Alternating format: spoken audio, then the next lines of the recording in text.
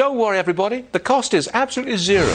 The rich will pay for it all. Ain't that right, Stephen Moore, our economist of the moment? I mean, the president came right out with it and said, the cost is zero because the rich are going to pay. All right, have at it, Steve.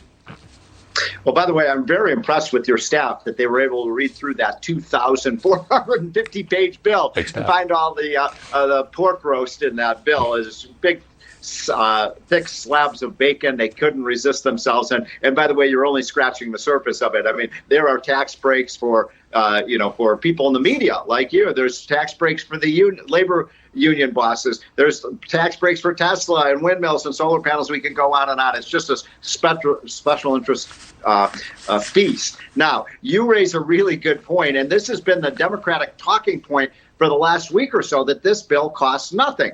And the truth is, they've got, by their own calculations, $3.5 trillion of spending. Okay, got that story? $3.5 trillion. I told you last week the real price tag is $5 trillion. But let's take their number, $3.5 trillion. Their tax increases on the rich amount to about somewhere between $2 and $2.5 trillion.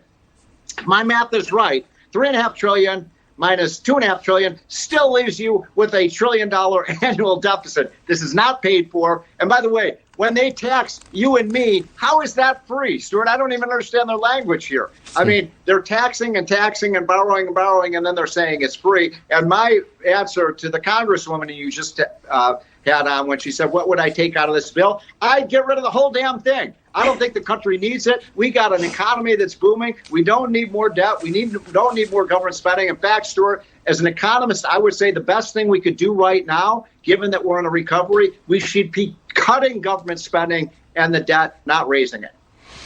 I wonder how that'll go down on the left. Not well, I suspect, Steve. One of these days, we'll get together and you can tell me what tax breaks I'm going to get out of $3.5 or $5 trillion worth of spending.